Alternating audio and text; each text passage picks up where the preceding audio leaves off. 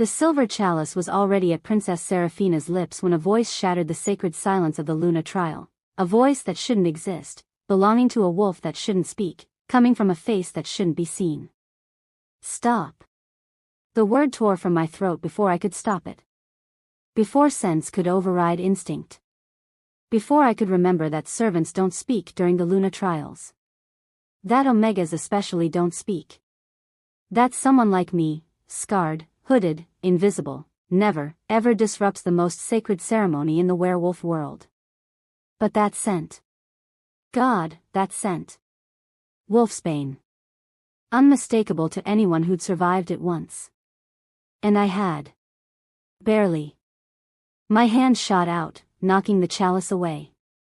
It spun through the air, silver catching torchlight, wine spraying across white marble like blood. The hood fell from my head.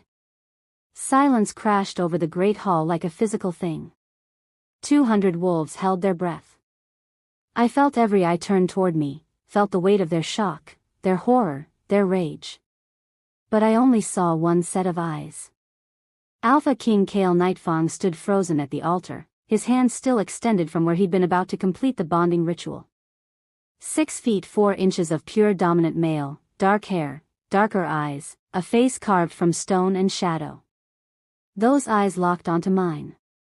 His wolf roared to the surface, blazing gold through the black. The sound that came from his throat wasn't human, it was primal, recognition, acclaim. Mate. I felt it too. The snap of connection, the pull, the rightness that made no sense at all. My Omega wolf, who'd been silent and broken for 3 years, suddenly surged up with a whimper of longing. No. No, no, no. This couldn't be happening. How dare you? Princess Seraphina's voice cut through the moment like a blade.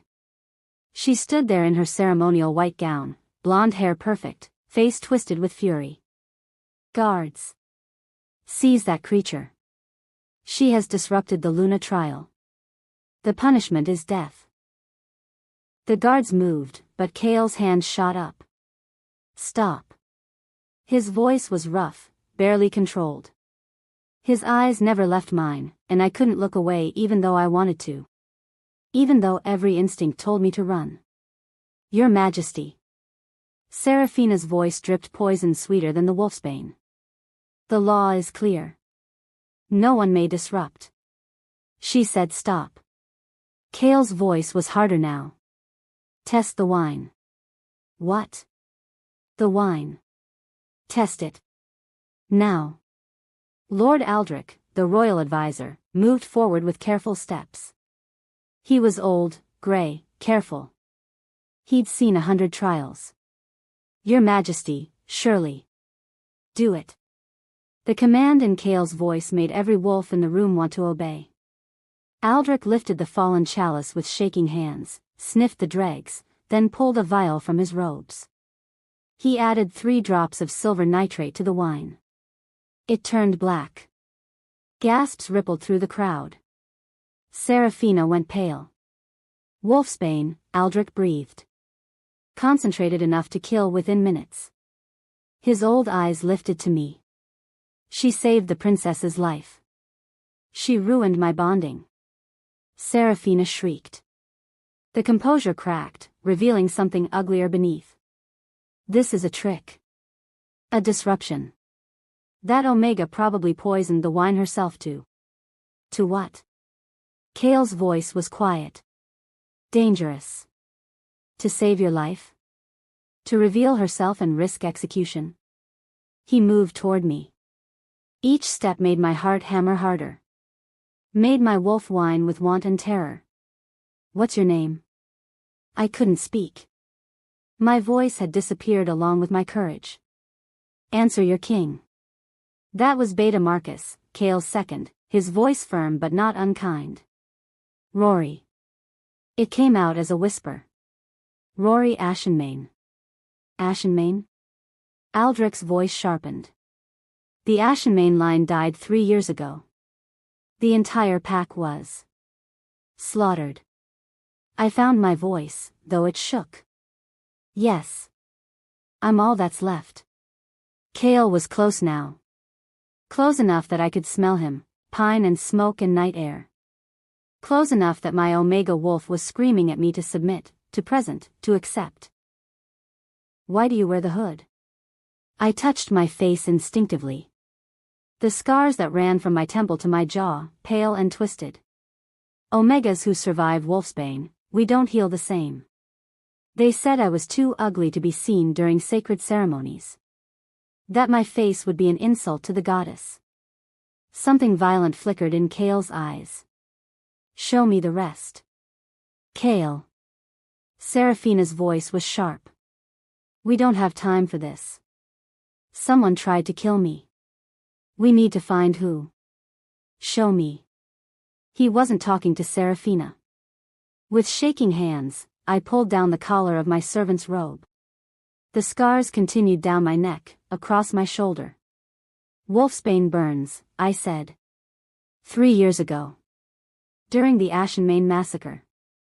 Who did this to you? I don't know. They wore masks. They burned our pack lands with wolfsbane oil, killed everyone who couldn't escape. I met his eyes, forced myself to hold that burning gold gaze. I was 14.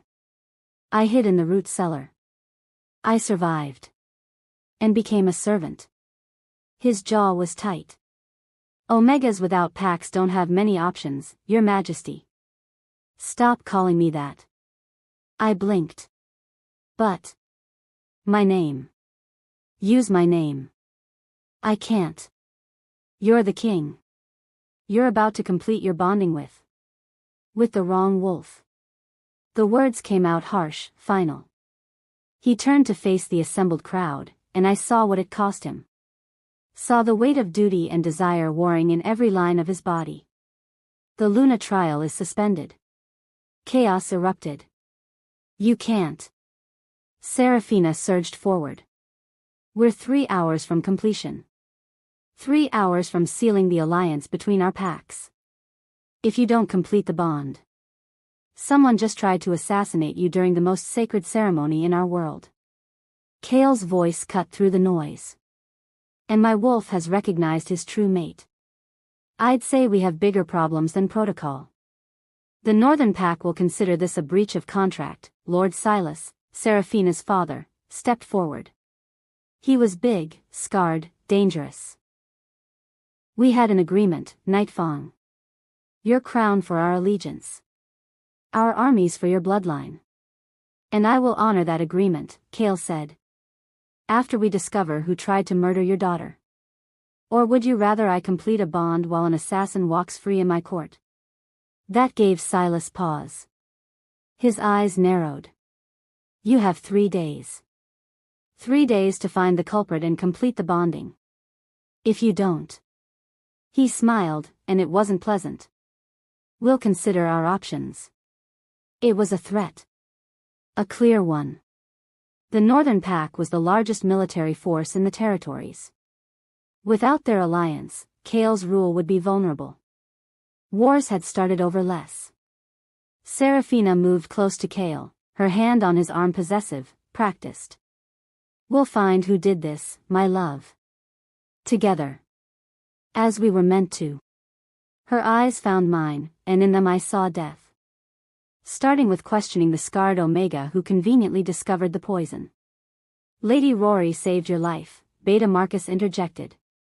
Or staged a heroic rescue to ingratiate herself to the king. Seraphina's smile was sweet poison. How convenient that she recognized the scent of wolfsbane. How convenient that her hood fell at precisely the right moment. How convenient that the king's wolf suddenly claims her as mate, when everyone knows true mate bonds are rare as starlight. Murmurs of agreement rippled through the crowd. I saw the doubt in their eyes. Saw how easily Seraphina wove her story. She's right. I forced the words out. Forced myself to step back. I'm nobody. Nothing. The king needs his alliance. I should be questioned. I should. You should be protected. Kale's voice was iron. Until we know who poisoned that wine, no one is above suspicion. Including you, princess. Seraphina's mask slipped. Just for a second, something ugly and dark flashed across her perfect face. You would accuse me? Of trying to poison myself? I'm accusing no one.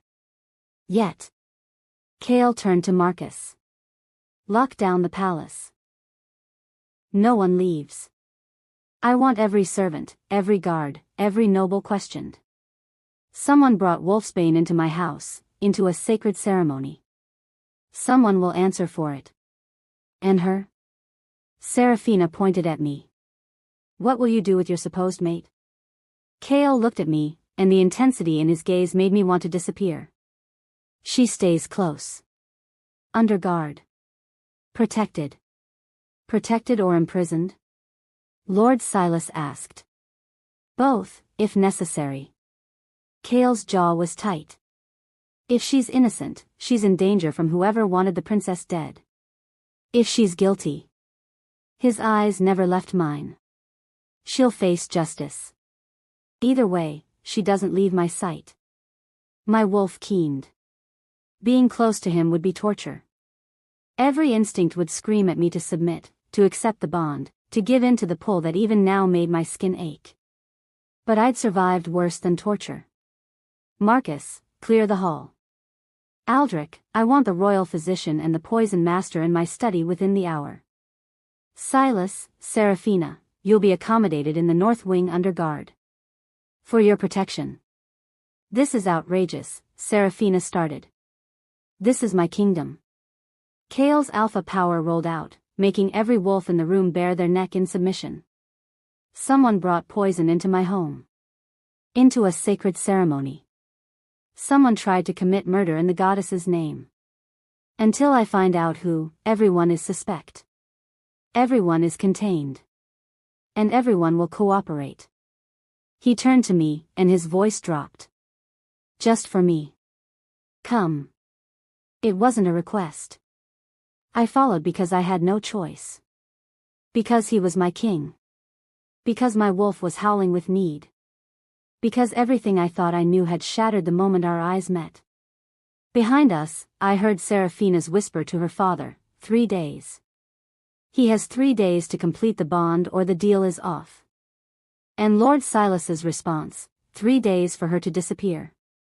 One way or another. I knew then that I wouldn't survive this.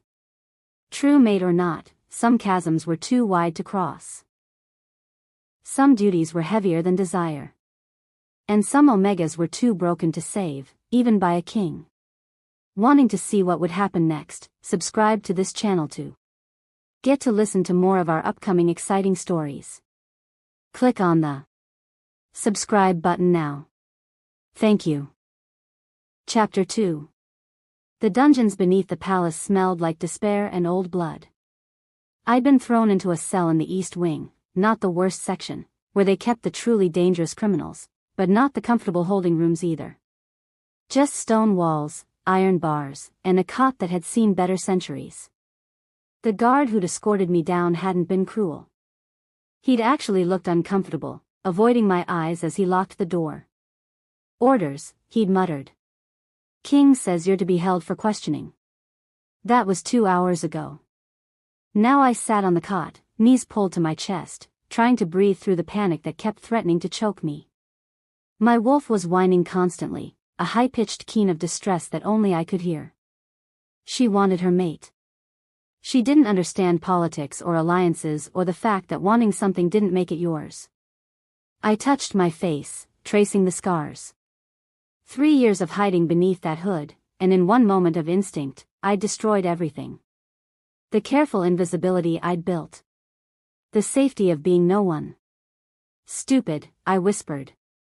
So stupid. But I'd do it again. The alternative was watching Seraphina die, and whatever else I wasn't a murderer. Footsteps echoed down the corridor. Multiple sets. My wolf's ears perked up, catching the rhythm of one particular stride. Chaol. I scrambled to my feet as he appeared, flanked by Beta Marcus and another man I didn't recognize. The stranger was tall, lean, with silver threading through dark hair and eyes that seemed to see too much. He wore the robes of a royal advisor. "Open it," Cale commanded. The guard hurried to comply.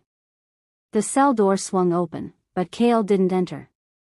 He stood in the doorway, and the space between us felt like miles. "This is Thorn," he said, gesturing to the silver-haired man. "My chief interrogator. He needs to ask you questions." Interrogator. The word tasted like ash. "So I'm a suspect." "Everyone's a suspect." Cale's voice was carefully neutral, but his eyes were burning. "Thorn is also fair. He'll know if you're lying." "I'm not lying." "Then you have nothing to fear." Thorn stepped forward, and I caught his scent, wolfsbane and sage, strange combination. He studied me with an intensity that made my skin crawl. "May I?" He gestured to my hand. I extended it, not sure what he wanted. He turned my palm up, pressed 2 fingers to my pulse point, and closed his eyes. "Truth reader," Cale said quietly. "He can sense deception through heartbeat and scent." "Great. No pressure." "State your name," Thorn said, eyes still closed. "Rory Ashenmane." "Your age?" 17. "Your position in the palace?" "Kitchen servant. 3rd class. I wash dishes, prepare vegetables, serve at ceremonies when they need extra hands." "How long have you worked here?" 2 years, 8 months. Thorn's eyes opened, sharp and bright. "You worked the Luna trials before?" "Yes. 4 times. Always in the hood. Always in service." "And you recognized the scent of wolfsbane how?" The question I'd been dreading. I pulled my hand back, wrapped my arms around myself. "I told you. The Ashenmane massacre. They burned our lands with wolfsbane oil. The smell, you don't forget it." "Wolfsbane burns don't usually leave survivors," Thorn observed. "Especially not 14-year-old Omegas. I was lucky. Or resilient." His eyes narrowed. "Tell me about tonight. Everything you saw." I took a breath, forced myself to remember past the moment when everything exploded. I was stationed at the serving table. North side of the altar. My job was to pour wine for the ceremonial toasts after the bonding completed. "But you weren't pouring." "No. That was reserved for higher servants. I was backup. In case someone spilled or needed more." "So you were watching the ceremony?" "Everyone was watching. It's the Luna trials." I met his gaze. About 20 minutes before the final vows, I caught the scent. Just a trace at first. I thought maybe I was imagining it, that working near the ceremonial incense was playing tricks. But then it got stronger. Stronger how? Like someone had opened a bottle nearby. Sharp. Wrong. I closed my eyes, pulling up the memory. I looked around, trying to find the source. That's when I saw them. Cale's voice cut in, hard. "Saw who?" "I don't know. They wore dark robes, hood up. Servants' clothes, but..." I struggled to find the words. Something was off. The way they moved. Too confident for a servant. Too purposeful. "Male or female?" Thorn asked. I couldn't tell. Average height, average build. They were at the wine table, near the ceremonial chalice. Just for a moment. Then they melted back into the crowd of servants. "And you're certain they tampered with the wine?" Their hand was over the chalice. And the scent of wolfsbane spiked right after. I opened my eyes. I tried to push through the crowd to stop them, to raise alarm, but servants don't speak during ceremonies. I thought maybe I could signal a guard, get someone's attention, but by then Princess Seraphina was approaching the altar. She was reaching for the chalice. And I just reacted. Silence fell. Thorn looked at Cale, something passing between them. "She's telling the truth," Thorn said finally. "Every word." That doesn't mean she didn't arrange it, Beta Marcus pointed out. He'd been silent until now, watching from the doorway. Could have had an accomplice. Could have planned the whole thing to position herself as hero. To what end? I demanded. To get thrown in the dungeons? To risk execution? To disrupt a ceremony that every wolf in the kingdom was invested in? To get the king's attention. Marcus's eyes were cold. To invoke the mate bond. True mates are rare, but they're not impossible to fake.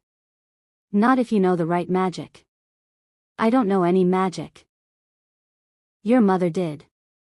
The words hit like a physical blow. I staggered back, hit the stone wall. What? Marcus stepped into the cell, and suddenly the space felt very small. You said your name was Ashenmane. But that's not your real bloodline, is it? I don't know what you're talking about. Don't you? His smile was dangerous. Tell me, Rory. What do you know about the Silvercrest Pack? The name meant nothing. Should it? Nothing. I've never heard of them. Liar. Marcus. Kale's voice cracked like a whip. Stand down. She bears the mark, Marcus insisted. Thorn saw it. We all saw it. What mark? I looked between them, panic rising. What are you talking about? Thorn moved closer, his expression gentle despite the sharp intelligence in his eyes. When I touched your wrist, I felt your pulse point. But I also saw something else. He gestured to my left shoulder. May I? I wanted to refuse. Wanted to tell them all to leave. But Kale was watching me with those burning eyes, and my wolf was screaming that I could trust him. Slowly, I pulled down the collar of my robe, exposing my shoulder. The scars from the wolfsbane burns covered most of the skin, twisted and pale. Thorn studied them, then pressed his fingers to a spot just below my collarbone. Here. Beneath the scarring. Can you feel it? I felt his touch. Felt the slight raised texture under the damaged skin. I'd never paid attention to it before, the burn scars were so extensive, I'd assumed it was just more damage. It's a birthmark, Thorn said quietly. In the shape of a crescent moon with a star at its center. The mark of the Silvercrest bloodline. That's impossible. My voice was shaking. The Silvercrest Pack is a myth. A legend about Omegas who could channel the goddess's power directly. They're not real. They were real. Kale spoke for the first time, his voice rough. 20 years ago, the entire Silvercrest Pack was wiped out. Every man, woman, and child. Slaughtered in their sleep. Why? Because they were dangerous. Marcus's eyes never left me. Because they practiced blood magic. Because they could manipulate the mate bonds themselves, force connections that shouldn't exist, break bonds that should be eternal. The council declared them heretics. Ordered their extermination. My legs gave out. I slid down the wall, landing hard on the stone floor. No. No, that's not, I'm not. Your mother's name was Alara, Thorn said gently. She was the youngest daughter of the Silvercrest Alpha. She survived the massacre because she was visiting another pack when it happened. She went into hiding, took the name Ashenmane, joined a small border pack where no one would recognize her bloodline. How do you know this? Because I was there. The voice came from the doorway, thin and ancient. A woman stepped into view, so old she seemed made of parchment and bone. She wore the silver robes of the Elder Council, and her eyes, goddess, her eyes were white with age, but they saw everything.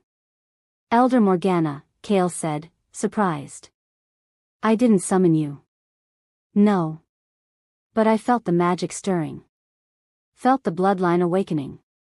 Morgana moved into the cell, and every wolf instinctively gave her space. She was power, old and deep and dangerous. I knew your mother, child. Alara Silvercrest. She had your eyes. Your chin. Your stubborn determination to survive against all odds. If you knew her, why didn't you help her? The words came out bitter. I tried. Morgana's expression softened. I hid her. Protected her. Helped her build a new life. But the past always catches up, doesn't it? When the Ashenmane pack was attacked 3 years ago, I thought you died with them. I mourned you as I mourned your mother. The attack on the Ashenmane pack, Kale said slowly. It wasn't random, was it? No. Morgana looked at me, and in her ancient eyes I saw pity. They were looking for you, child. Someone discovered that Alara Silvercrest had a daughter. Someone wanted to ensure the bloodline died completely. But I survived. I was numb, the words coming automatically. I always survive. Yes. And that's the problem. Morgana turned to Kale. The prophecy speaks of a silver wolf, an omega of the Silvercrest line who would rise in the kingdom's darkest hour. She would either unite the packs under one true power, or she would burn them all to ash. There is no middle ground. Prophecies are superstition, Marcus said, but his voice lacked conviction. Are they? Morgana's smile was sharp. Then explain why the moment this girl revealed herself, the king's wolf recognized her as mate. Explain why she bears the mark. Explain why someone is so desperate to kill her that they'd risk poisoning a princess during the Luna trials just to throw suspicion on her. The pieces clicked together in my head. They weren't trying to kill Seraphina. They were trying to frame me. Or kill you both, Thorn said grimly. 2 birds, 1 stone. Eliminate the princess to break the alliance, eliminate you to prevent the prophecy. This is insane. I looked at Kale, desperate for him to dismiss this, to tell them they were wrong. I'm nobody. I'm just a kitchen servant with scars and a dead family. I can't be this silver wolf thing. I can't. Can you shift? Morgana interrupted. I froze. What? Can you shift into your wolf form? Have you ever? The silence that followed was answer enough. She's 17, Marcus said slowly. Every wolf shifts by 15 at the latest.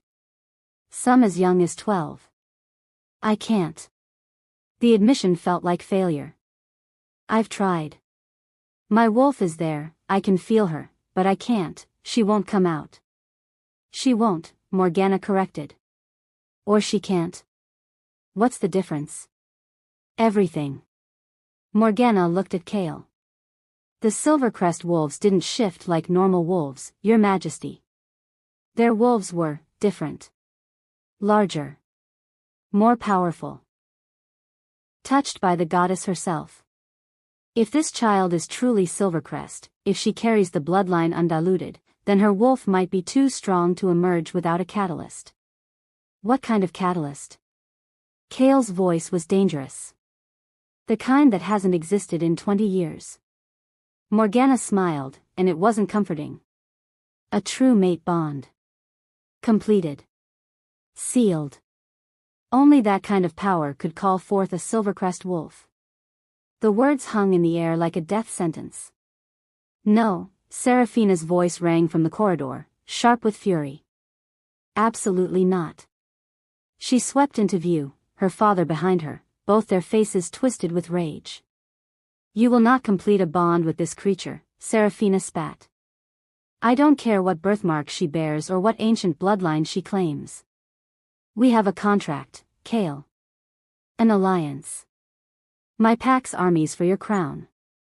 You cannot throw that away for some scarred Omega playing dress up as a prophecy. Playing? I was on my feet before I knew it, anger burning through the shock. I didn't ask for any of this. I didn't ask to be Silvercrest or Silver Wolf or whatever else you think I am. I just wanted to survive. That's all I've ever wanted. Then you should have died with your heretic mother, Seraphina hissed.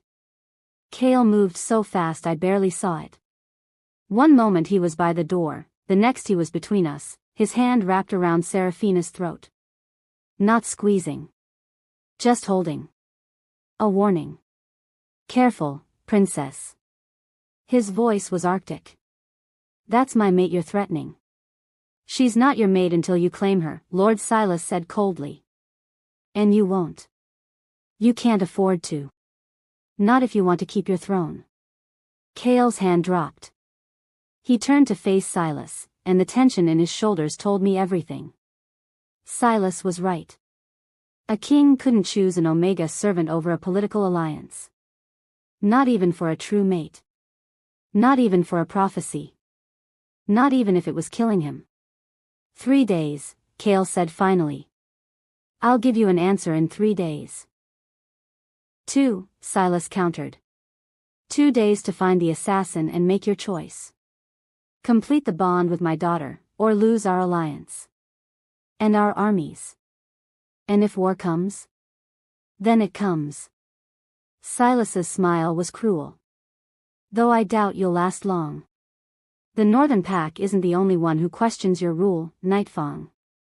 Without us, you're vulnerable. Very vulnerable. They left, Seraphina's poisonous glare the last thing I saw before she disappeared. Cale stood frozen, his back to me. The mate bond pulled between us, screaming, demanding. 2 days, he said quietly. 2 days to figure out who wants us both dead.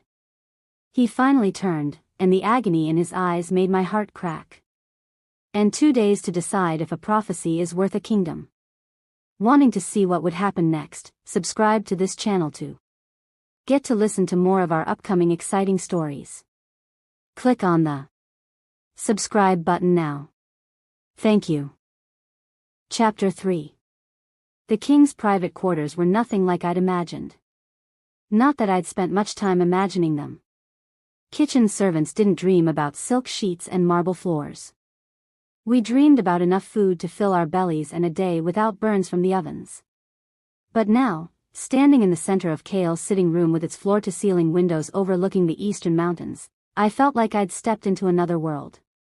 The furnishings were rich but not ostentatious: leather chairs, dark wood, books lining the walls. It smelled like him. Pine and smoke and something wild. My wolf was losing her mind. You'll stay here, Cale said from behind me. He'd barely spoken during the walk from the dungeons, just kept a careful 3 feet between us while guards flanked our path. There are 2 bedrooms. You'll take the guest chamber. It locks from the inside. You're locking me in? I'm giving you the ability to lock me out. His jaw was tight. The mate bond is difficult. My wolf wants to claim you. If you can't defend yourself, I can defend myself. His eyes met mine, and heat flared between us. Instant. Overwhelming. I felt it in my bones, my blood, every nerve ending screaming at me to move closer. I forced myself to step back. The guest chamber, I repeated. Fine. Rory. Don't. I held up a hand. Don't explain. Don't apologize. You're doing what you have to do. Protecting me until you can figure out who wants me dead, then sending me away so you can complete your political marriage.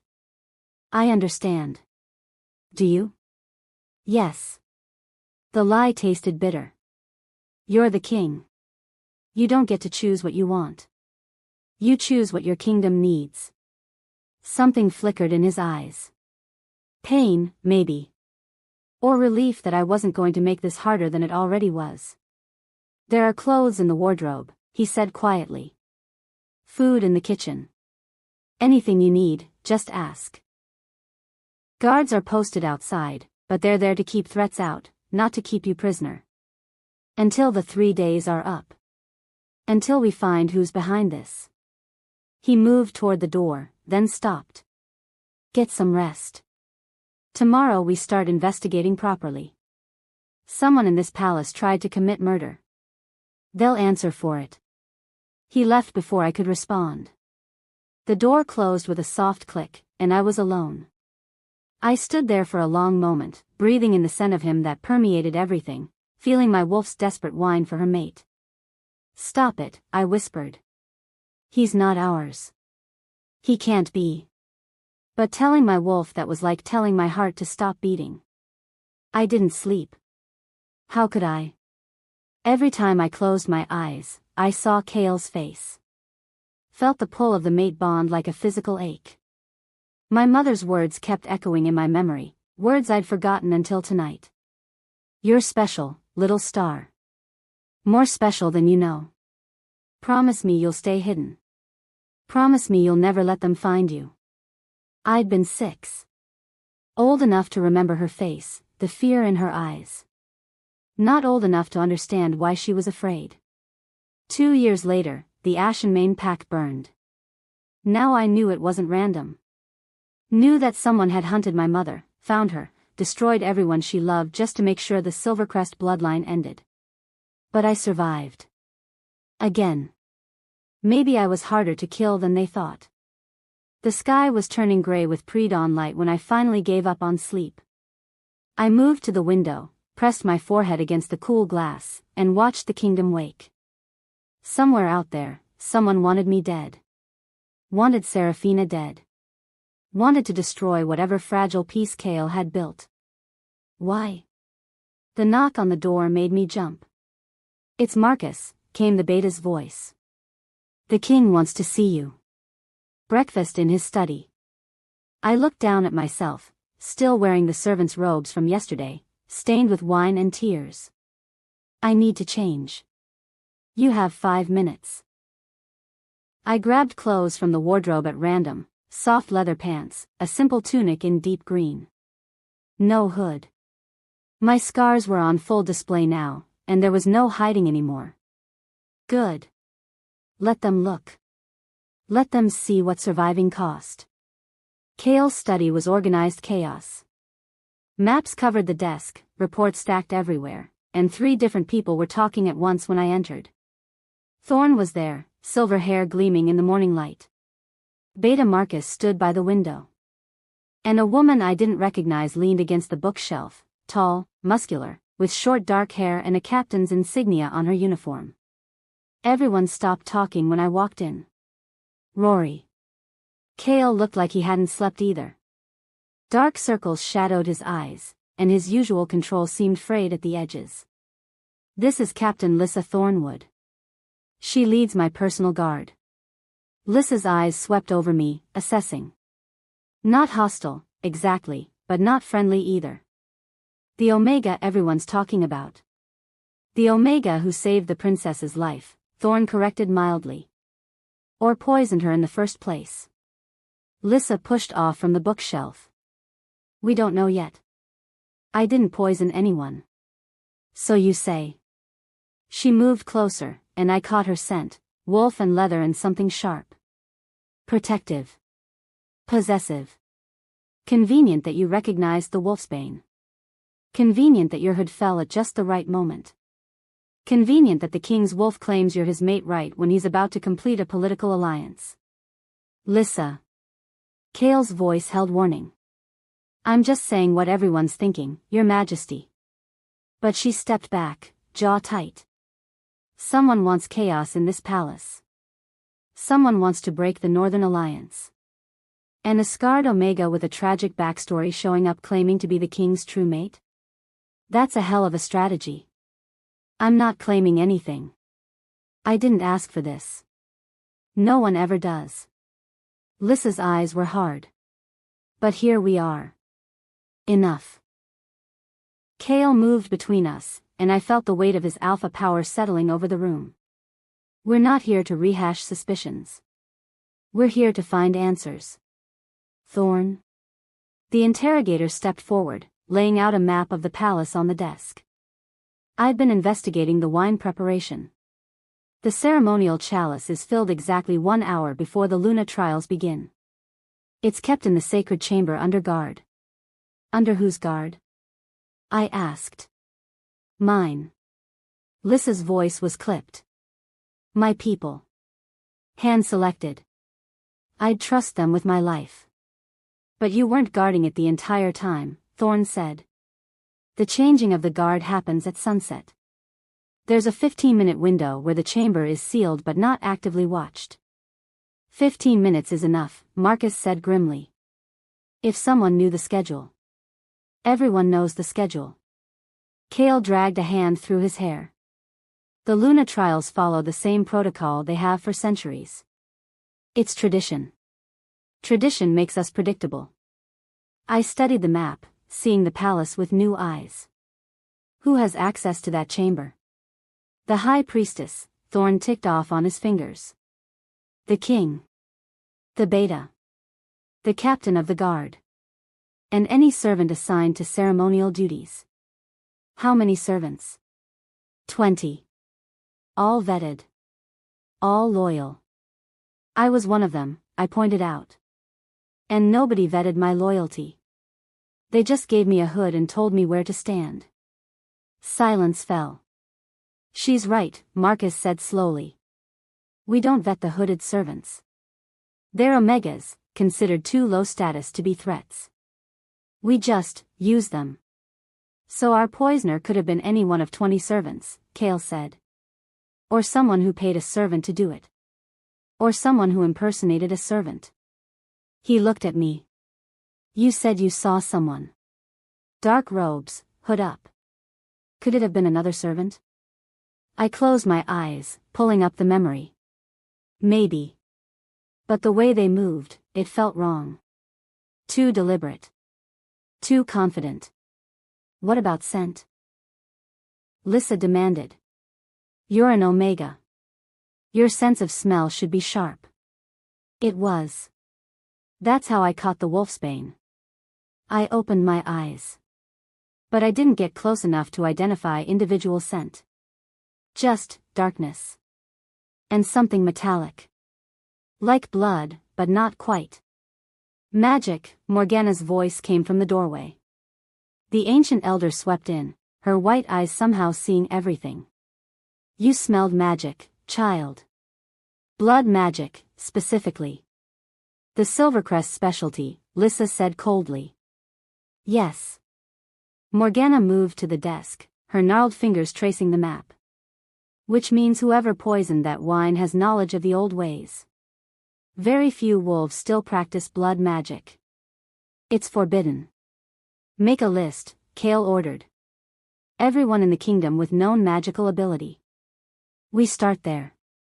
That will take time. We have 2 days. Less, now. Kale's jaw was tight. Thorn, I want interrogations of every servant who worked the trials. Someone saw something. Someone knows something. Find it. And the princess? Marcus asked carefully. She's been asking questions. Making her own investigation. Let her. Kale's expression was unreadable. If she finds something, we'll know. If she doesn't, we'll know that too. She hates me, I said quietly. She thinks I'm trying to steal her position. Aren't you? Lissa's voice was sharp. No. I'm trying to survive. That's all I've ever tried to do. Survival at what cost? Lissa moved closer, and there was something fierce in her eyes. Something hurt. The king needs the Northern Alliance. Without it, we're vulnerable. If he chooses you over Seraphina, we'll have war. Wolves will die. The kingdom will bleed. Is your survival worth that? Lissa, that's enough, Kale started. No. I held up a hand, meeting Lissa's gaze directly. She's right to ask. And the answer is no. My life isn't worth a war. Isn't worth destabilizing a kingdom. When the 3 days are up, if you haven't found the real poisoner, I'll leave. I'll disappear. The king can complete his alliance, and everyone can forget I existed. You can't. Kale's voice was rough. The mate bond can be rejected. I forced the words out. Omegas reject bonds all the time when the match is unsuitable. I'll do what I have to do. It will kill your wolf. Then it kills my wolf. I met his eyes, saw the agony there, felt it echo in my own chest. Better that than thousands of wolves dying in a war. The room was silent. Even Lissa looked shocked. You do that? Marcus asked quietly. Reject a true mate bond? knowing what it would cost?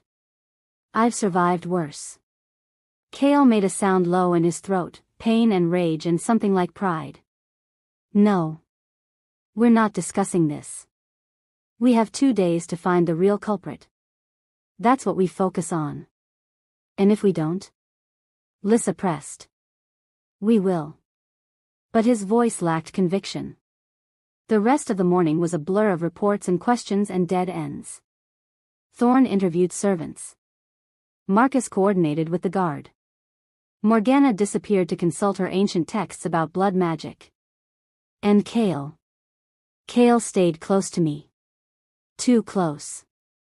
Every brush of his hand sent electricity through my skin. Every shared glance made my wolf keen with longing. By midday, I couldn't take it anymore. I need air, I announced, standing abruptly. I need to get out of this room before I lose my mind. The gardens, Kale said. I'll take you. You don't have to. I'm not letting you out of my sight. His eyes were gold-tinged, his wolf close to the surface. Not when someone's trying to kill you. We walked through the palace in silence, guards following at a discreet distance.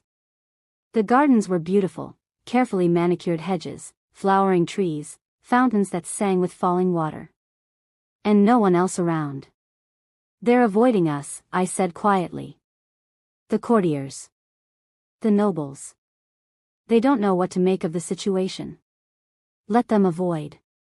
Kale stopped by a fountain, staring at the water. I'm tired of politics. Tired of duty. Tired of pretending I don't feel what I feel. Kale. My whole life, I've done what was expected. Became alpha at 19 when my father died. Took the crown at 21. Spent 5 years building alliances, making treaties, ensuring peace. He turned to face me, and the rawness in his expression made my breath catch. And now my wolf has found his mate. His true mate. And I can't have her. You can. Just not without consequences. Consequences. He laughed, bitter. Is that what we're calling it? War. Blood. Death. Those are consequences. Yes. And they matter more than what we want. Do they? He moved closer, and I should have stepped back. Should have maintained distance. But I couldn't move. Or is that just what we tell ourselves to justify sacrificing happiness for duty? Happiness is a luxury kings don't get. And omegas? His hand came up, fingers tracing the scars on my face with heartbreaking gentleness. Do you get to be happy, Rory? Or are you so used to surviving that you've forgotten what it feels like to want something? I couldn't answer. Couldn't breathe. His thumb brushed my lower lip, and fire raced through my veins. I want you, he whispered. My wolf wants you. Every instinct I have screams that you're mine. That I should claim you, consequences be damned. But you won't. I don't know. His forehead touched mine, and the mate bond flared between us, hot, desperate, demanding. I don't know if I'm strong enough to walk away. You have to be. For your kingdom. Damn my kingdom. His mouth was so close to mine, his breath warm on my lips. Damn duty and politics and alliances. Just for this moment, let me have this. He kissed me. It wasn't gentle. Wasn't careful. It was need and desperation and 3 days of fighting against what we both felt. His hands tangled in my hair, pulling me closer. My wolf surged up with a howl of joy, recognition, home. The mate bond snapped tighter, a chain of fire and rightness that made the world disappear. I kissed him back like I was drowning and he was air. Like nothing else mattered. Like we weren't standing on the edge of an impossible choice. Magic sparked between us, silver light that made the air shimmer. I felt my wolf pushing to the surface, stronger than she'd ever been. Felt something in me beginning to wake. Kale pulled back with a gasp. Your eyes. What? They're silver. Completely silver. His voice was awed. Goddess, Rory. The prophecy. An arrow whistled through the air. Chaol moved without thinking, spinning us both so his body shielded mine. The arrow hit him in the shoulder, and he went down hard. Chaol. I dropped beside him, hands pressed to the wound. Blood, hot and red, poured between my fingers. Guards swarmed from nowhere. Lyssa appeared, shouting orders, scanning the gardens with sharp eyes. There. Marcus pointed to a figure fleeing through the hedges. Stop them. But I barely heard. All I could see was Chaol's blood on my hands. All I could smell was his pain. Don't you dare die, I whispered fiercely. Don't you dare leave me. His hand found mine, squeezed weakly. Not planning on it. The arrow was silver-tipped. Coated in something that made the wound smoke and blister. Wolfsbane. They weren't aiming for you, Thorn said grimly, appearing beside me. The trajectory is wrong. This arrow was meant for the Omega. For me? I stared at him. You're the target now.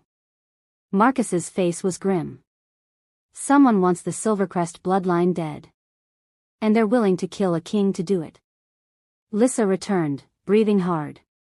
Lost them in the hedge maze. But I found this. She held up a piece of torn fabric, deep blue silk with silver embroidery. Noble's clothing. High noble. Chaol struggled to sit up, his face pale. Seal the palace. No one in or out. Interrogate everyone who had access to the gardens today. That's half the court, Lyssa protested. Then we interrogate half the court. His eyes met mine, fierce despite the pain. Someone just tried to kill my mate. They're going to learn what happens when you threaten what's mine. The possessiveness in his voice sent shivers through me. His wolf was at the surface now, protective and deadly. And somewhere in the palace, a poisoner had just become an assassin. We had less than 2 days to find them. And I was starting to think 2 days might not be enough. If you're still listening to this story up to this point, why don't you subscribe to this channel to continue getting impactful daily stories like this? We would be most grateful if you can do that to help boost this video to reach everyone. Thank you. Chapter 4. The scream woke me at dawn. I bolted upright in bed, heart hammering, instinct screaming danger. The sound came from somewhere deep in the palace, raw, terrified, cut off too soon. I was out the door before I thought about it, bare feet slapping stone floors, the guards stationed outside scrambling to follow. Lady Rory, wait. But I couldn't wait. Something was wrong. Something was very, very wrong.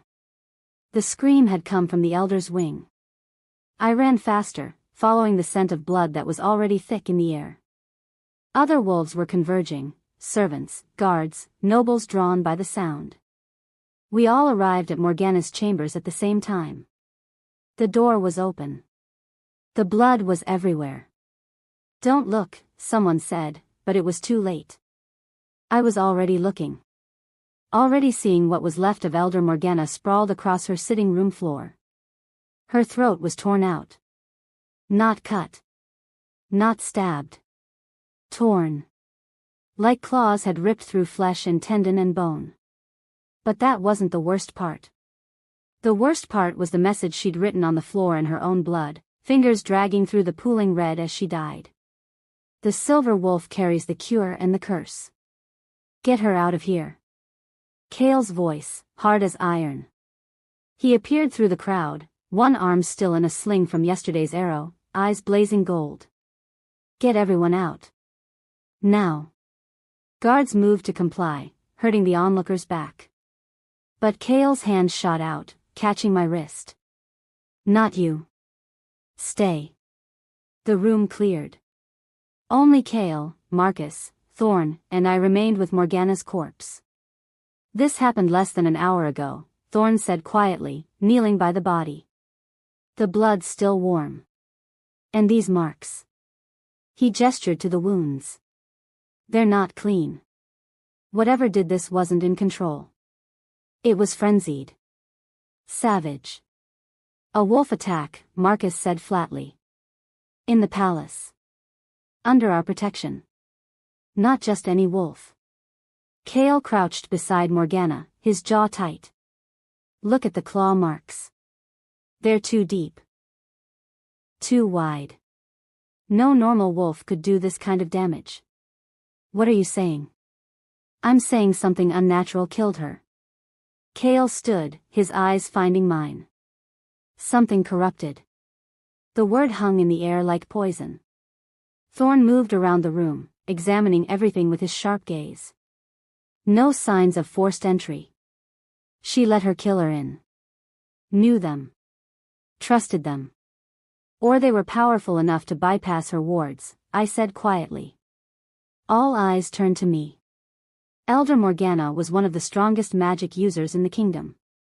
She wouldn't die easily. Whatever killed her was either someone she welcomed, or something strong enough that her defenses didn't matter. The girl's right. Thorn picked up a shattered crystal from the floor. These were protection stones. Expensive. Powerful. They're all destroyed. Shattered from the inside, like the magic that powered them was overwhelmed. By what? Marcus demanded. No one answered. Because none of us wanted to say it. Chaol looked at the bloody message again, his expression unreadable. The cure and the curse. She was trying to tell us something. About me. My voice was steady despite the fear crawling up my spine. About what I am. What are you, Rory? Chaol turned to face me fully. What did your mother tell you about the Silvercrest bloodline? Nothing. I was too young. But even as I said it, memories stirred. Fragments I'd buried. Wait. No. There was, she used to sing to me. A lullaby. What were the words? I closed my eyes, reaching back through years and trauma. Silver born to purify, blessed by moon and sacred sky. Darkness cannot find its hold where silver blood runs brave and bold. A protection song, Thorn breathed. The Silvercrest wolves weren't just magic users. They were magic neutralizers. They could absorb dark magic, purify it, render it harmless. Which made them a threat, Marcus said slowly. To anyone using dark magic. To anyone practicing forbidden arts. The Shadow Fangs. Chaol's voice was deadly quiet. They're a cult. Ancient. We thought they'd been wiped out 100 years ago. They practice blood magic, corruption spells, transformation curses. If the Silvercrest wolves could neutralize their power, they'd want them extinct, I finished. They'd hunt down every last one. Including a 6-year-old girl hidden in a border pack. Chaol's eyes were fierce on mine. They found your mother. Destroyed the Ashenmane pack trying to find you. And now someone's brought them here. Into my palace. A sound echoed from the hallway. Inhuman. Wrong. We all turned. What was that? Marcus's hand went to his sword. The sound came again. Closer. A mix between a growl and a scream, twisted and broken. The princess's chambers, Thorn said, his face going pale. That came from Princess Seraphina's chambers. We ran. Seraphina's rooms were chaos. Furniture overturned, curtains shredded, the smell of something rotten and chemical thick in the air. Her handmaidens were pressed against the far wall, sobbing. Lord Silas stood in the center of the destruction, his face aged 10 years overnight. Where is she? Chaol demanded. Silas pointed to the balcony. Out there. She won't let anyone near her. Goddess help us, she's changing. We moved to the balcony doors. What I saw made my blood freeze. Seraphina crouched on the stone railing like a gargoyle, her body twisted in ways that shouldn't be possible. Her spine was too long, her joints bent wrong, her fingers ending in claws that were neither human nor wolf. Her face, her face was caught between forms, features melting and reforming, mouth full of too many teeth. Seraphina. Kale's voice was gentle, controlled. Come down. Let us help you. Her head snapped toward us, and her eyes were completely black. No iris. No white. Just endless dark. Can't. The word came out gargled, wrong. Hurts. Everything hurts. Make it stop. Please make it stop. What happened to her? I whispered. She was bitten. Silas's voice cracked. 6 months ago, during a border patrol. Something attacked her pack. We thought she'd healed. But then the changes started. Small at first. Mood swings. Increased aggression. We thought it was stress from the upcoming Luna trials. You knew. Kale's voice was ice. You knew she was corrupted and you brought her here anyway. To my palace. To bond with me. I thought the mate bond would cure her. Silas's composure shattered. The sacred bond with an Alpha King, it's the most powerful magic in our world. I thought if she completed the Luna trials, if she bonded with you, the corruption would burn away. I thought I could save her. By risking my entire court? Kale's alpha power rolled out, making everyone but me drop to their knees. By bringing dark magic into the heart of my kingdom? She's my daughter. Silas roared back, his own alpha power flaring. What would you have done? Let her die? Watch her turn into a monster? Yes. The word cracked like thunder. Rather than endanger thousands of innocent wolves. Rather than lie and manipulate and put my people at risk. Seraphina made that sound again, and this time it was closer to words. Father, what's happening to me? Oh, baby girl. Silas's voice broke completely. I'm so sorry. I'm so sorry. The poisoning. My mind was racing, pieces falling into place. It wasn't meant to kill her. It was meant to accelerate the corruption. To trigger the transformation during the Luna trials. But why? Marcus demanded. What's the point? Chaos. Thorn's voice was grim. A corrupted princess transforming during the sacred ceremony? It would destroy the Northern Alliance. Throw the court into panic. And with Morgana dead, we'd have no one powerful enough to contain the dark magic. Except one person. Kale looked at me. One bloodline specifically designed to neutralize corruption. The Silvercrest, I breathed. Someone's trying to force my wolf to the surface. To awaken my powers. But who? Who benefits from? The arrow came from behind us. I felt it more than saw it, felt the displacement of air, the wrongness. I spun, and without thinking, without knowing how, I threw up my hand. Silver light exploded from my palm. The arrow disintegrated mid-flight, consumed by the strange magic that poured from me. Power surged through my body, raw, ancient, terrifying. My wolf roared to the surface, and for the first time in my life, I felt her fully. Not weak. Not broken. Massive. Silver. Awakened. Rory. Kale's voice seemed to come from far away. Your eyes. But I wasn't looking at him. I was looking at the archer. Lissa stood in the doorway, another arrow already knocked, her face twisted with hate. You. Marcus's voice was disbelieving. You're the poisoner. I'm the solution. Lissa's smile was cold. I've served Kale for 15 years. Fought beside him. Bled for him. Loved him. And what does he do? Throws it all away for some scarred Omega nobody with a tragic backstory. Lissa, put down the bow.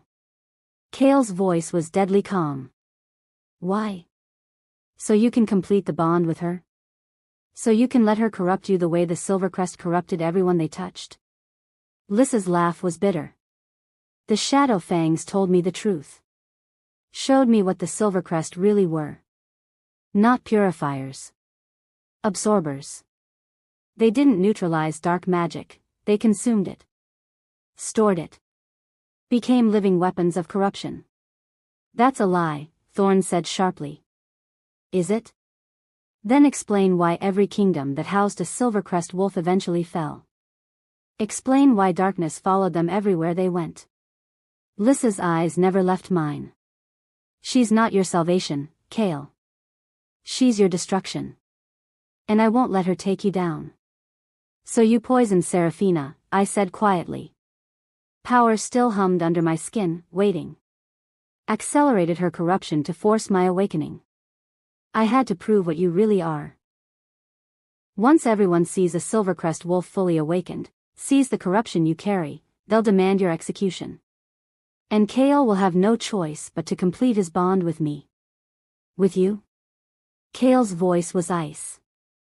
You think after this, after murder and manipulation and treason, I would ever bond with you? You love me. But Lyssa's voice wavered. You've always loved me. You just didn't realize it because duty got in the way. I love you as a friend. As a sister. Nothing more. Kael moved forward slowly, hands raised. Lyssa, please. Put down the weapon. We can figure this out. There's nothing to figure out. Lyssa's hand tightened on the bow. She dies, or everything you've built falls. Choose. Behind us, Seraphina made a sound, a howl that was all wrong, all twisted. Her body was changing faster now, the corruption spreading like visible rot. Running out of time, Your Majesty, Lyssa said. Once she fully transforms, she'll slaughter everyone in this palace. And your precious Silvercrest Omega won't be able to stop her. She's too new. Too untrained. Too weak. I'm not weak. The words came from somewhere deep inside me. From my wolf. From the power I'd never known I carried. And I'm not a weapon. I stepped forward, and silver light radiated from my skin. I could feel it now, the corruption in the air, dark and oily and wrong. Could feel it calling to something inside me, something that wanted to devour it, consume it, make it mine. Stop, Kael said urgently. Rory, whatever you're thinking. Seraphina's dying. I looked at the princess, at the monster she was becoming. The corruption is killing her. Eating her from the inside. If I don't stop it, she'll be gone in minutes. You don't know how, Thorn warned. You've never done this before. You could kill yourself. Or worse. Worse than watching her die. Worse than letting Lyssa win. I shook my head. My mother died protecting me. Morgana died leaving me a message. I'm done hiding. I'm done surviving. It's time to figure out what I was really meant to do. The curse and the cure, Kael said quietly. Morgana was right. You can save Seraphina, but absorbing that much corruption will change me. I could feel the truth of it. Could feel what it would cost. I'll become what Lyssa says I am. A living weapon. Something dangerous. Something powerful, Kael corrected. Something they'll fear. Will you? I met his eyes. Will you fear me? He moved close, his hand cupping my scarred face. Never.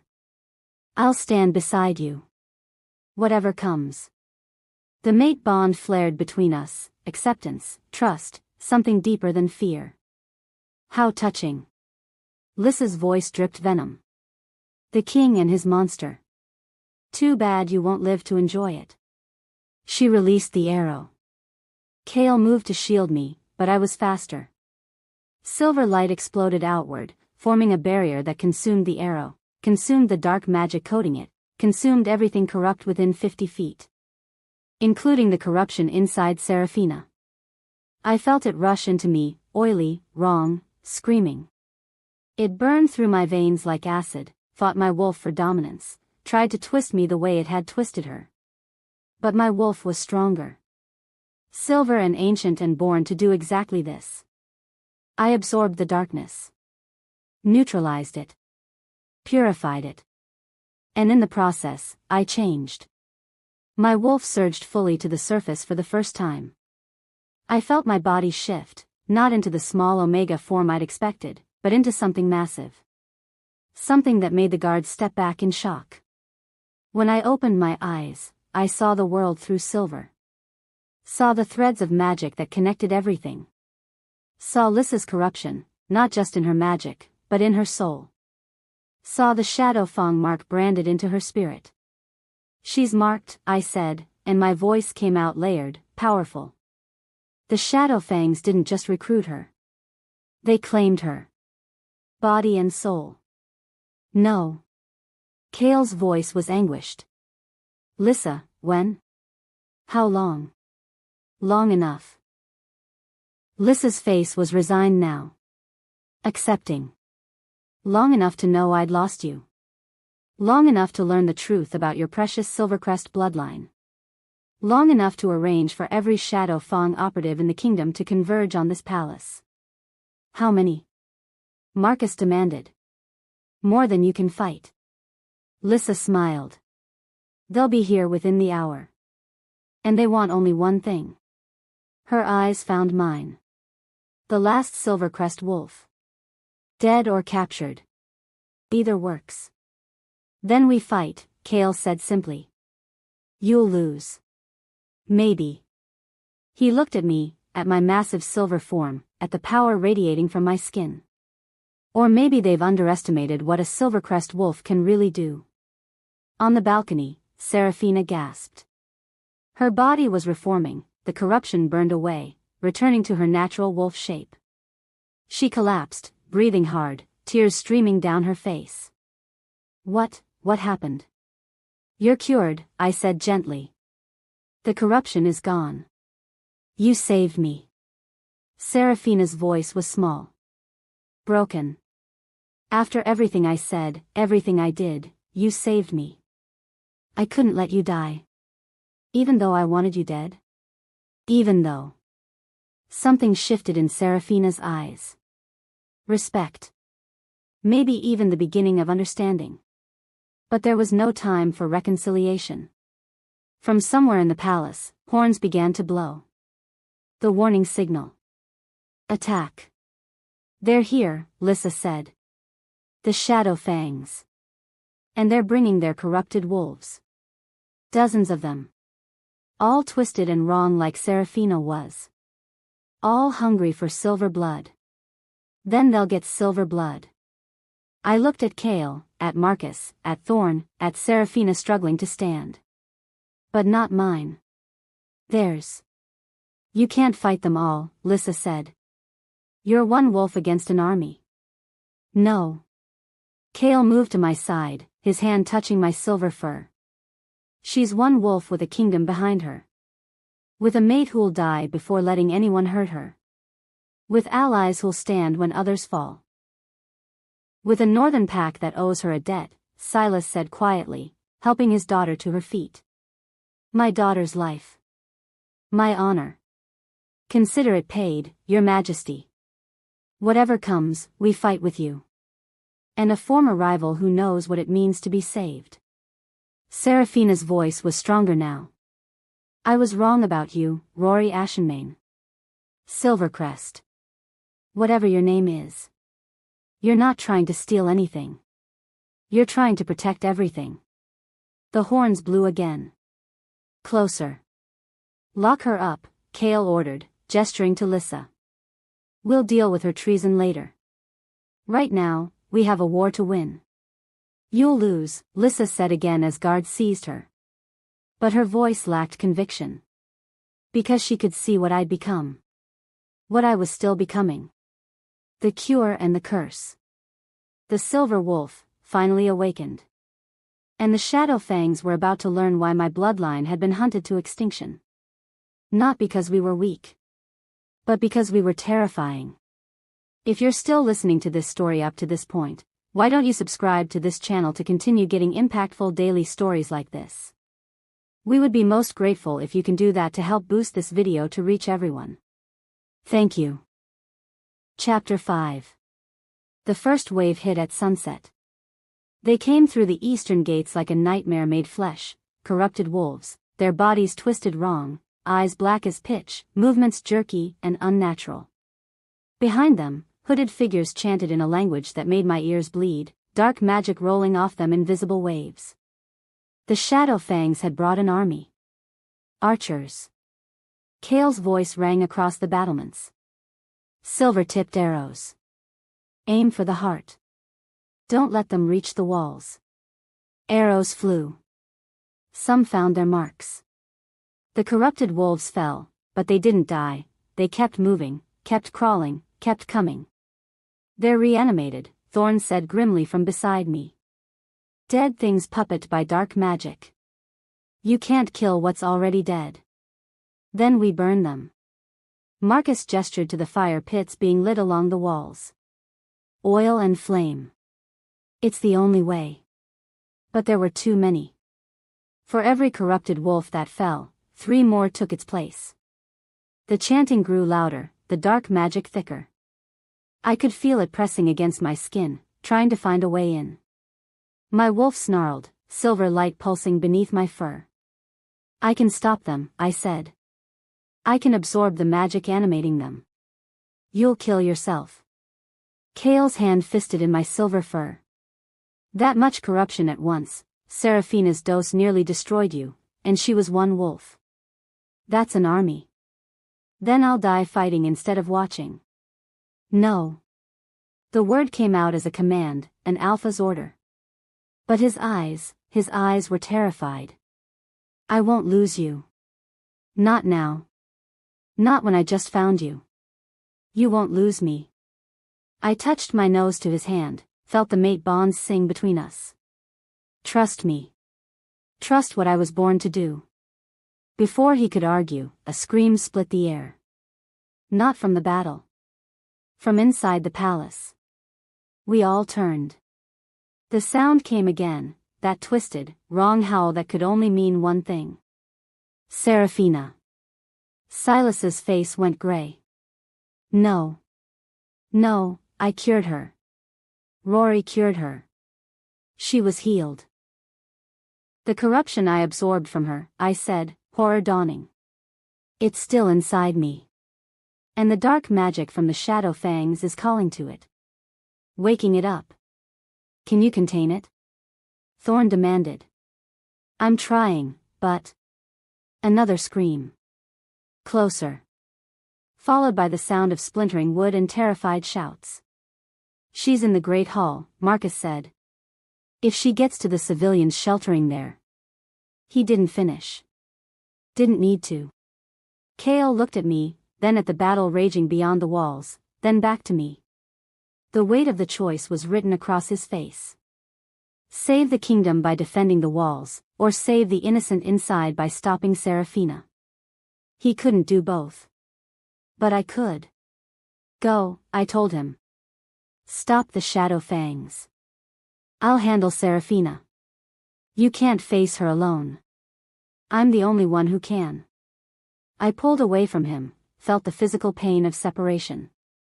The corruption inside her responds to me. To my bloodline. If anyone can reach her, it's me.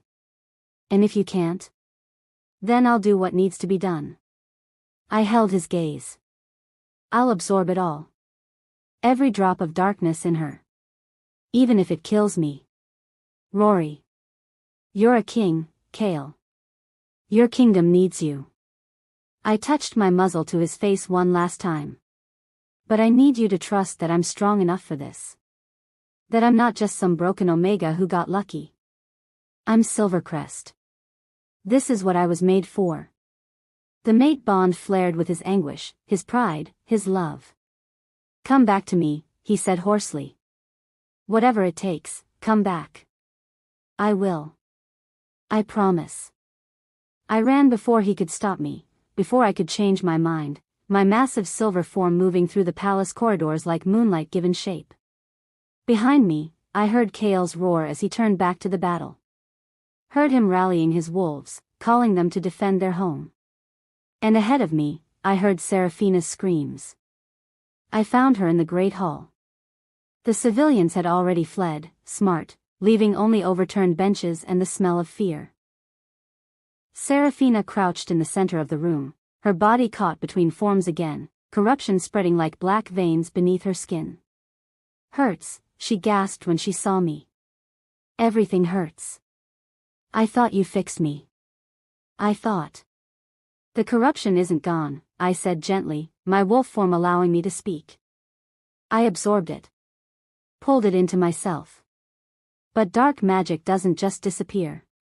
It needs somewhere to go. So you're poisoning yourself? To save me? Her laugh was bitter and broken. That's stupid. I don't deserve saving. I tried to have you killed. I hated you. I know. So why? Why save me at all? I moved closer, slowly, keeping my body language non-threatening. Because you didn't choose this. You were attacked. Infected. Used as a weapon. You're a victim, Serafina. Not a villain. Tell that to Morgana. Tears streaked her twisted face. I killed her. While the corruption controlled me, I hunted her down and tore out her throat. I remember it. I remember everything. The corruption killed her. Not you. What's the difference? She looked at her clawed hands. These hands did it. This mouth tasted her blood. I'm a monster. You're a wolf who's sick. I sat, making myself smaller, less threatening. And I can cure you. Really cure you this time. But it's going to hurt. Both of us. More than this? Different than this. I took a breath. The corruption inside you, inside me, it's connected now. Tangled together. To purify it completely, I'll have to absorb all of it. Every drop of darkness. And that much, it might change me. Permanently. Into what? I don't know. The Silvercrest wolves were meant to be living filters, purifying dark magic so it couldn't spread. But no one's ever tried to cleanse corruption this concentrated. I might come out the other side different. Dangerous. Or dead.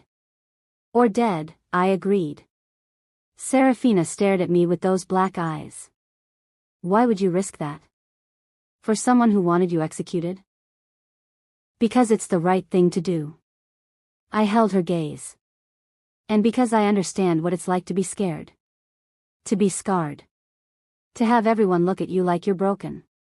I spent 3 years hiding under a hood because people said I was too ugly to be seen. Too damaged to matter. I know what it feels like to hate yourself.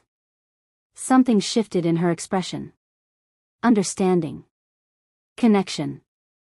If you die saving me, she said quietly, I'll spend the rest of my life earning that sacrifice.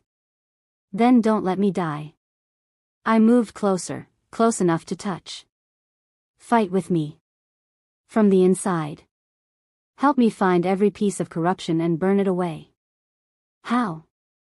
Hold on to who you really are. Your memories.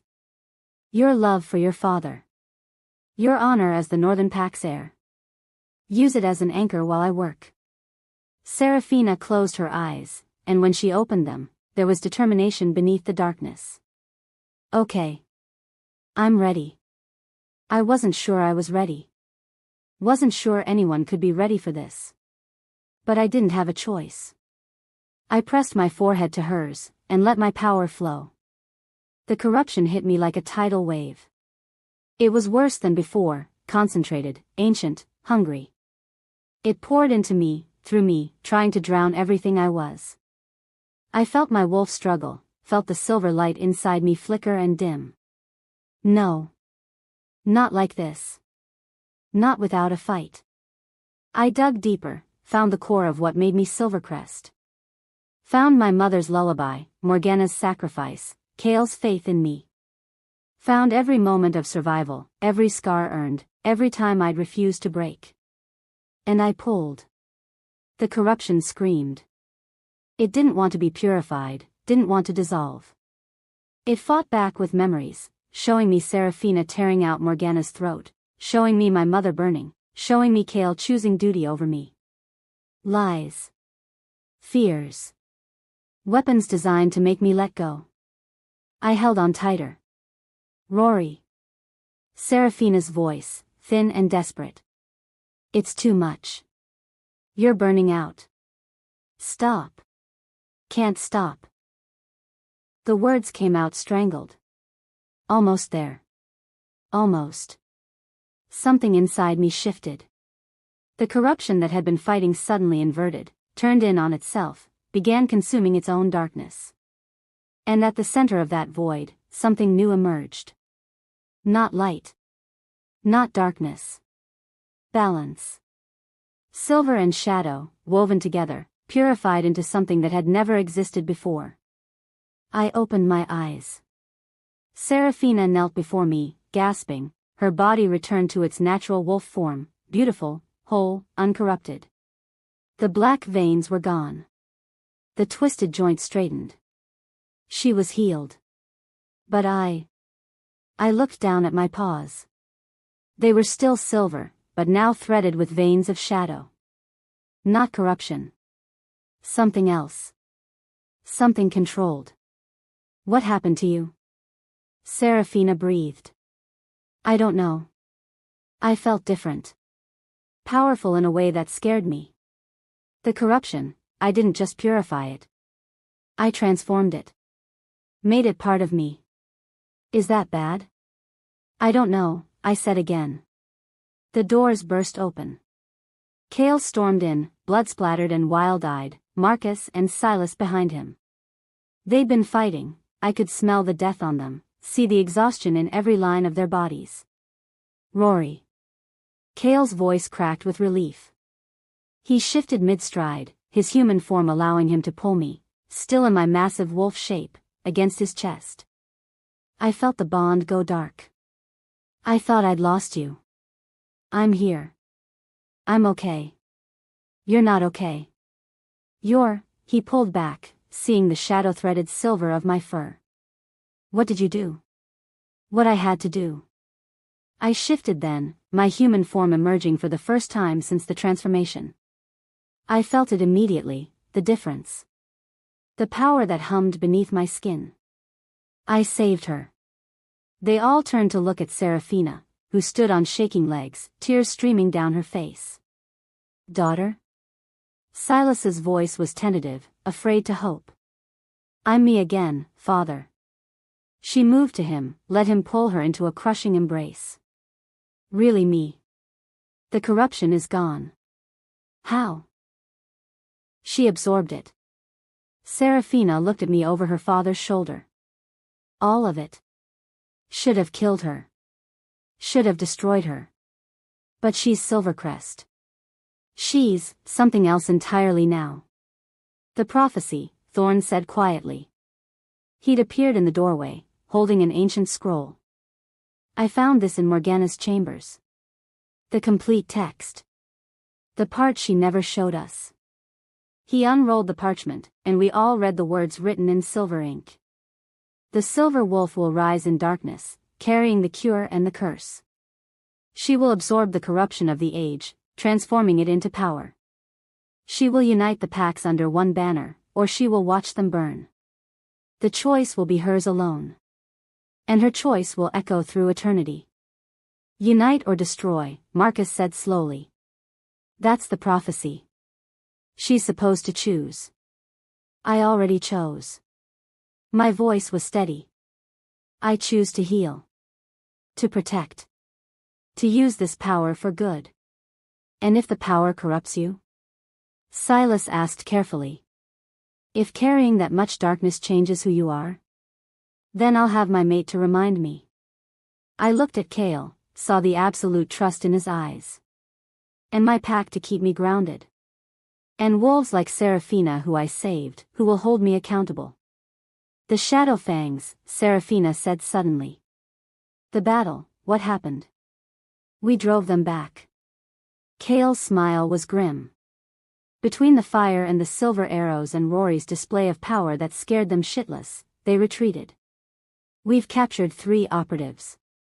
The rest fled to the Outlands. Lissa? In the dungeons. She'll be tried for treason.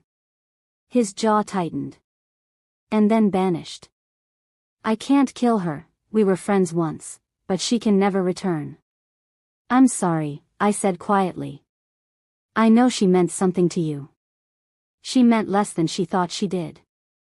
He cupped my face, thumbs tracing my scars. And you mean everything. The mate bonds sang between us, completion, recognition, love. There's still the matter of the Luna ceremony, Silas said carefully. My daughter was meant to bond with the king. To secure the alliance. An alliance built on lies. Seraphina stepped away from her father, stood tall despite her exhaustion.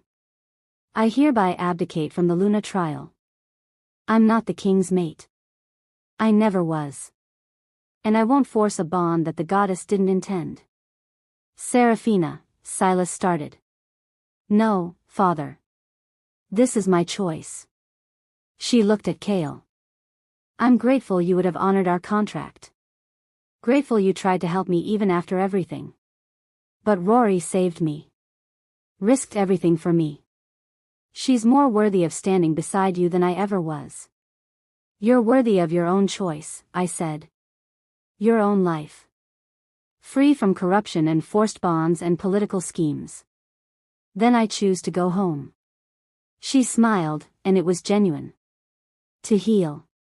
To rebuild. To become someone who deserves a second chance. You have it, Chaol said. And the Northern Pack still has our alliance. But this time, it's built on truth. On friendship. On mutual respect instead of a forced bond. Silas looked between us, then slowly nodded. Agreed. We'll formalize the treaty tomorrow. Tonight. He looked at his daughter. Tonight, I just want to hold my girl and thank the goddess she's alive. They left, father and daughter, leaning on each other. Marcus and Thorn followed, giving us privacy.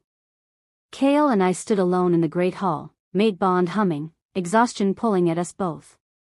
So, he said softly. A Luna ceremony. Tomorrow, if you'll have me. That's fast. I've waited long enough. My wolf has waited long enough. He pulled me closer. And I'm tired of politics and duty getting in the way of what I want. I want you. As my mate. As my Luna. As my partner in all things. Even though I'm dangerous now. Even though I carry darkness as well as light. Especially because of that. He kissed me, slow and deep and claiming. You're not just light, Rory. You're balance. And that's exactly what this kingdom needs. The mate bond flared, acceptance and joy and home. Then yes, I whispered against his lips. I'll be your Luna. Your mate. Your everything. The ceremony was held at dawn. Simple, sacred, witnessed by the full court. I wore silver, of course, and when Chaol marked me as his mate, when the bond finally completed, I felt my wolf sing with rightness. Elder Thorn, promoted to High Priestess in Morgana's absence, blessed our union. Seraphina stood witness, her smile genuine. Even Silas looked pleased. But as the final vows were spoken, as Chaol crowned me Luna, my eyes flashed silver. Pure, blazing silver. The prophecy scroll, mounted on the wall for the ceremony, suddenly unfurled further. New words appeared, written in fresh ink that shimmered. The silver wolf will unite the packs, or watch them burn. The choice is made. The path is set. The shadow fangs will rise, and only the Luna can stop them. A chill ran through the assembled court. What does that mean? Someone whispered. But I knew. Somehow, I knew. This wasn't over. Driving back the shadow fangs wasn't victory, it was just the opening move. They'd wanted me in this position. Wanted me crowned Luna. Wanted me exactly where I was. In the shadows at the back of the hall, I caught movement. A figure in dark robes, face hidden, watching. Our eyes met. They didn't flee. Didn't hide. They smiled. And then they were gone, disappeared into the crowd like smoke. Rory? Cale's hand found mine. What's wrong? Nothing. I squeezed his fingers, let the mate bond reassure him. Everything's perfect. But it wasn't. Not yet. Because in the back of my mind, I heard whispers. She's exactly where we need her. The silver wolf, crowned and powerful. Soon, the real game begins. I smiled for the court. Accepted their congratulations. Let Cale present me as his Luna. But underneath, my newly awakened power hummed with warning. The Shadow Fangs hadn't been defeated. They'd been planning. And I was about to learn exactly what they wanted with a Silvercrest wolf on the throne. But for now, for this moment, I was Luna. I was loved. I was home. Whatever came next, I'd face it. Not as a broken Omega hiding under a hood. But as the Silver Wolf, the cure and the curse, united and complete. The prophecy had said I'd unite the packs or watch them burn. I chose unity. Even if I had to burn the darkness to achieve it. The end for now. Thank you for watching this video. Subscribe, like and share this video to continue listening to this type of story daily and also, to appreciate this community too. I would like to hear your wonderful opinion about this story. Please comment below.